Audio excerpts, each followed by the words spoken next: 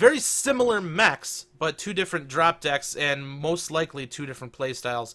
It'd be exciting to see what these guys come up with. And we are heading in right now. Let's get the pip going. And the other interesting thing we've been seeing here as well is just the fact that a lot of people seem to be running those Jenner 2Cs with lasers on them. I think we're so used to seeing the 6 SRM6, those SRM builds on the Jenner 2C, that when we see like a medium laser build, it's a little strange. Just looking at some of the mechs here, Hunchback 2Cs. Let's see what kind of build this is. 2 large pulse lasers, 3 ER medium lasers, 6 ER mediums. Are they in a holding pattern right now? It looks like they are holding right now. We did have a disconnect at the beginning. We'll see if they want a mulligan. Oh, bummer. Gentlemen, do you want to mulligan this match?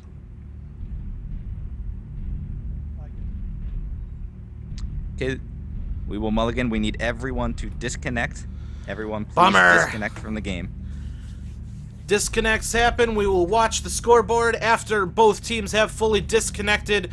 The 2 spectators will disconnect as well, which will destroy the lobby. Neither team should be able to see each other's decks, and if we can get readied up fast enough, there should still be plenty of surprise as to what each team is bringing. Just waiting on the last person. Once you've all disconnected, guys, we will we'll reform the lobby. That way you won't see each other's drop decks, and we can get right back started. Have them form their groups right away. Once you're out of the game, if you guys could form your groups back up, I will send you an invite. All right. Sorry for the delay, folks. Stuff happens, of course. We'll be getting right back into this as quick as possible.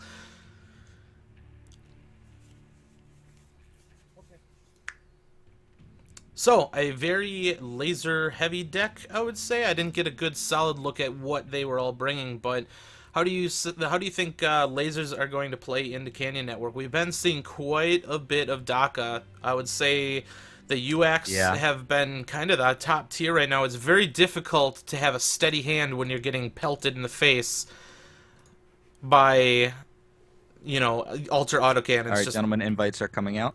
Constant flow. So laser though, I mean it's definitely brave. I think it can work just fine. I think it can work, but with the introduction, especially the Kodiak, it feels like DACA has become so much stronger in the game right now. Absolutely. I mean, those Kodiaks kind of as the anchor of your line with the high-mounted UX, high-mounted, you know, weapons are just, they're very, very strong right now. And as an assault mech, you know, you kind of build your deck around them, and it just feels like DACA is very popular, but I don't think lasers have necessarily gone down in effectiveness. So I think maybe they just kind of DACA's been rising up to meet them rather than, you know, oh, lasers aren't the way to go anymore. So I think if you do it right, if you get high-mounted mechs or very strong laser mechs like grasshoppers or hunchbacks, things like that, you can do a very good job with lasers as well. Absolutely. I mean, they are pinpoint, and if you can play tight to your cover and escape between shots, if half of those UX drill into the ground every time they pull the trigger, there's a good potential that you're going to trade very well. But it really comes down to steady hand, good positioning, good use of cover. I do think that lasers can still do a lot of work, and I know a lot of people were, you know, they were all like, "Oh, I'm sick of the laser meta. Sick of the laser meta." I still think it's very strong. There's nothing that made it less strong. It's just the introduction of the Kodiak and their high mount, high output, you know, assault mech. It's not that much different than what we saw with the Mauler before, except for the fact that it's a stinking clan mech and has all the benefits that come with that, and just the quad UX 10s Do are I detect extremely some inner sphere favoritism in your voice there? Maybe a little bit. We'll see. I'm a mercenary, man. I pick up whatever I can salvage. I understand that. All right, let's get that pip going again here. So just taking a look here at, I believe this is KCom I'm looking at. I'm looking at KCom. Is actually, looks like we have two teams approaching Epsilon. And actually, We've seen KCom this is going up before. to the junkyard. They're going up by the like a very standoffish position here. Very brave choice. Let's see if they can get anything out of it. Combat is about to start. Heavy laser, ER, large laser out of the grasshoppers. It's either ER or it's large laser. It is large laser. So they are going with a rangy deck against the Daka. So that's exactly what we're talking about. Can they play this cover very close to the point where they're not going to take full volleys out of that Daka? So I think Crows smartly is backing up, and they're going to think about it here. There's nothing saying they necessarily have to go straight into them. It's one cap to one cap. We do have some movement out of KCom coming up a little bit closer to Theta. They're looking to get alternate angles here, and this Grasshopper is very close to being able to see just the very top part of some of these mechs. Going for the jump shot. Doesn't get much out of it, though. He takes a jump shot, but I don't think he lands it. Then get those jump jets throwing his aim off a little bit. So now the Crows, seeing that some of these mechs have moved up, are coming up to take a look here, see if they can return some fire instead of just, you know, meandering around. Still one cap to one cap. Jenner taking quite a bit of hits on the cross there. A lot of unnecessary damage, dropping down to 76%. Taking a look at the paper doll, nothing critically open, a little bit of his back armor gone. But for the most part, very good job spreading it, but armor is valuable. We do have a KCon mech up by Theta, not opting to take it just yet. He's doing more scouting than anything right now. I don't think either team really cares necessarily about the caps, but if it came down to it, so far KCom has a decent advantage in that regard. Good strike there. Doesn't Gunner this down feel to like 47%. a little bit like a community warfare strategy out of KCom with this range deck? Yeah, you know what? I actually am not very sort of surprised by does. that. Gunner down to 46%. It is still a very good spread. However, his paper doll is looking pretty brutal right now. Let's see if we can hop into that cockpit there. Take a look at the paper doll. Yeah, he's in pain right now. He is not doing too hot, so he's going to need to really kind of feather that. These two light mechs... Here comes Unwary moving into Charlie 5 towards Epsilon, trying to get a firing line down the side here. And does get some fire on some unsuspecting mechs. So he's moving up, and this is actually really good for him. They can't return effective fire, especially, look at how he's moving back and forth like that. It makes it that much hard to land those UACs and stuff. So he got a lot of free damage downfield there. That was a very good maneuver by KCom. I'm really interested to see what the Crows do to counter this. They are finally capping Theta, but Crows can't just keep wandering like this. They're gonna get picked apart. They're bleeding armor at this They are point. bleeding They need armor. to figure something out. Absolutely. They have a critically damaged mech. The Timberwolf is lower on armor, but still has all of his components. They're gonna have to pick an angle to come in on this. And what do you think they're gonna do? You think they're gonna maybe come up through the canyon and move into Theta?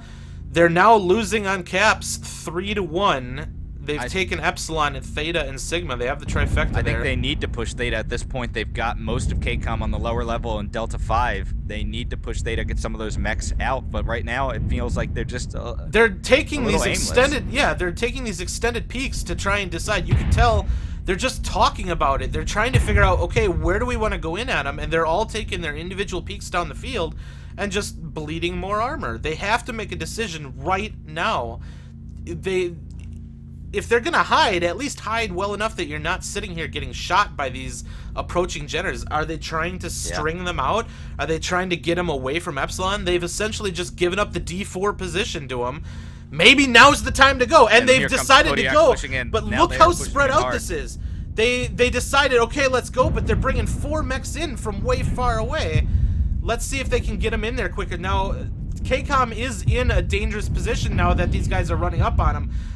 Did the damage they took, though, is it going to be irreversible? They need to get their guys up on target and get them doing some damage here. The Stormcrow is the first in. They are going on the Kodiak hard. If they can take this Kodiak down, that's going to be a big win, and they do. So they do score the first kill. They need to get in there and finish the job. 2 kills now. Damage, though, on Crows is very low. These guys that are remaining can still pull this off. Bad overheat, though, by St. Avery. He is caught out of position and backing up against the rock. He's got nowhere to go, and they are going to run up to him and take him out. They shot past him to kill the Hunchback 2C, and KCom is now throwing this away. They need to get some focus fire here to take these hurt mechs down. Another bad overheat by St. Avery, and he goes down. 3 mechs remaining for KCom. It's time for the Crows. They've got to get up top. They've got to push the advantage here. They can't stay down on the bottom and let themselves get whittled away again. These remaining mechs for KCom are healthy enough that they can still make a big difference. A majority of the mechs for the Crows are in very, very dire straits. If these guys can put down their shots accurately, they can make a huge difference. That's but true. You can't be taking shots like this. And the Crows need to keep the pressure on. They are letting them get range again. They need to keep charging. Unwary taking a good shot into Squid Mission. Unwary, in my opinion, if he can keep from getting hit by this Daka, can do a significant amount of work up on Unwary. just He's by got to himself. protect that now. He backed up against the wall and actually got stuck on his retreat a little bit there, so he was held out in the open. Crash Rendar does take out Starwolf in the backfield, so now we are down to 2 remaining mechs for KCom. I don't understand. They might not know that they can still pull this off. Unwary just got taken out. So last mech remaining is Tech Holden. Oh my god, I'm not even gonna pronounce that. I'm sorry, dude. Bad overheat, but he does get the kill. If he can wake up quick enough, he might be able to get away from this. He's not going to be able to wake up. He is not going to be able to get out of there in time, and they are finishing him off. Another bad overheat. And that one, in my book, even if the scoreboard isn't like a 7-8 decision, that was very close. That was incredibly close. Whew. Look at how hurt these Crows mech are. 46%. Let's one-shot center torso on Gunner, and he actually was the first guy to take a majority of that initial damage. He lived until the end. Good job rotating out for him.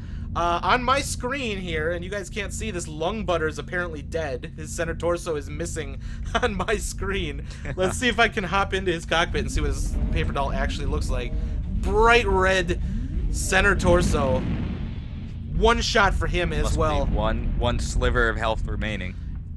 How about some of his teammates here? Thunder God, he's probably the healthiest out of all of them. Has all of his front armor still intact. He did not get caught out, but his back got hit. So 1 or 2 good shots to the center torso could have killed him. Let's turn the pip off here and take a look. I need to stress how close this was. If the Crows and if KCom come back to look at this and see what we were seeing, they will see... Yeah, this is literally a skin of your teeth win for the Crows. Regardless if you have 4 pilots live, you could have spit on almost every single one of those mechs and killed them. Great game, gentlemen. Thank you. I feel like if Unwary in the Grasshopper understood how good of a position he was in terms of health and output, he might have taken a little bit of a different approach, I think, to clutching that, essentially. We will using his cover, screenshots as well. Using his cover a little bit better or something like that. But they're going to look back at this. This, I feel, is the one that got away for KCom. This got away from KCom. They had an absolutely fantastic intro. They took a ballsy move up for the 3 cap. And then they kind of allowed themselves to get run up on, and they opted to go for more of a retreat than a power position takedown of those already damaged mechs for Crows. They scattered to the wind and essentially threw that one away, and that hurts. That really hurts. Yeah. Let's take a look at the map here. I really felt that last move to push up when the Crows were in retreat all the way back to Gamma, that last move to push up into Delta 4 really felt like maybe it was costly. There's a lot of terrain to get stuck on there as well if you're trying to reverse while firing. And we saw a couple mechs get stuck. In blue, we have the Crows, and in red, we have KCom. I can put a little K, because I realize I don't have an overlay that actually tells you who's who. And then this is C. So Crows came up to Epsilon, they got the cap on Epsilon, and they kind of chilled out. They didn't bother for Gamma, so I think not taking Gamma, I'm actually, you know what, I might have been wrong. They might have taken Gamma from the beginning. I'm not going to say whether they did or not, because it slipped my memory. It was irrelevant, essentially. They moved up to the Epsilon corner, and they basically took non-stop fire. Their DACA was not able to suppress KCom well enough on their own. Yep. So they took a lot of extra damage. Their Jenner got below 50%, I'm pretty sure, got completely slammed. And they, they got wailed on. And so they opted, after getting up into these positions here, they were operating on this corner, and of course we had KCom up in the junkyard. They actually sent some of their Jenners and light mechs up to Theta, and they had some people harassing in there, so they were getting some decent angles. They had the Grasshopper move up to get some jump pokes on them. KCom, Yeah, I do want to point out that MWOWC did a great job in that Grasshopper throughout the entire game, maintaining some good ranged positions with the build that he had. he did. He was playing the map very well. He was playing it very well. If only he took it right into the end there, I think he could have pulled it off. Then we had a movement back up into this position here for the Crows, and we had a movement for KCom essentially up into this D4 region right here. So this is their staging area right there. So we have a staging area here, and then we've got kind of a split group between a group right here and a group right here. And now Crows is continuing to hemorrhage armor. They're taking these extended peaks, they're not returning fire, they're getting shot in the face, and they're essentially bleeding armor. And we're sitting there basically screaming, you gotta go, you can't do this anymore, you gotta go. And they finally went. They went, and I think they went because they said, okay, obviously their plan, or whatever they were trying to do, was to pull KCom out of that C5, B5 region, get them up into a more approachable place, and that's actually exactly what happened. KCom moved up into Delta 4, which is much easier to get to. They're still at about the same distance, but they don't have anywhere, like, any necessarily open terrain between them and Crows that they can just sit there and wail on them. So the call is made. Now, I was a little critical on the call because you see this group here immediately start charging up D4, and this group in the back immediately starts charging as well, but they are so separated they're behind. Now, there was Overwatch in this area with the light mechs. They could have seen it coming. So whether or not that split push was harmful or not, I think they weren't able to necessarily get all their guns to bear at the same time.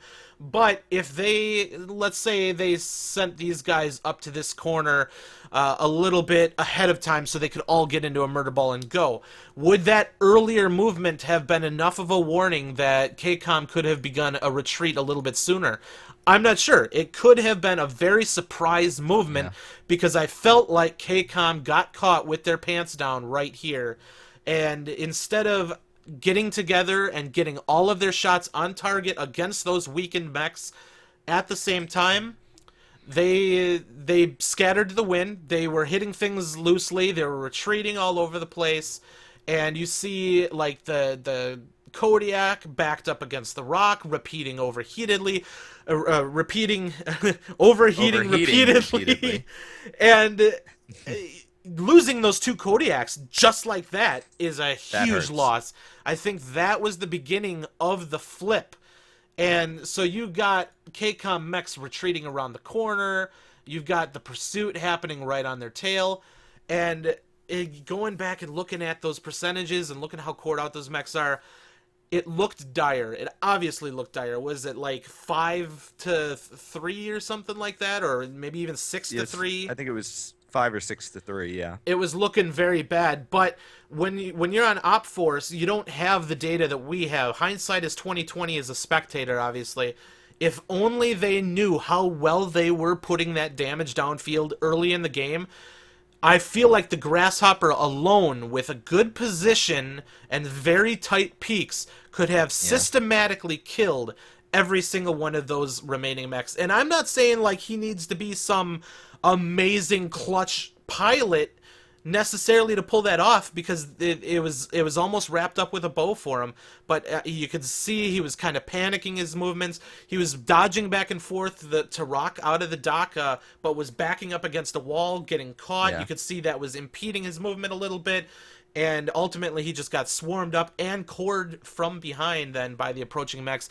And unfortunately for that last Grasshopper, which I believe was unwary, as he was trying to make some initial peaks when he was one of the last couple mechs remaining, he took a pretty nasty hit to the right torso, which opened him up. That is an Excel mech, and he wound up dying with the rest of his mech not cored, but Oof. that one torso took him out.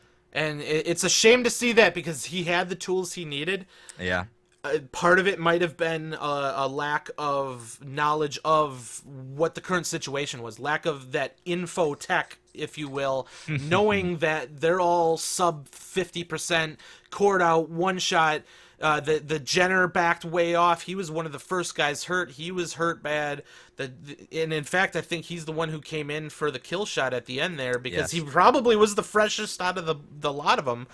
And it was just so close that panic might have caused that. It's really hard to speculate, and but I could see myself in that position, freaking out that oh man, everybody's dead. What the heck?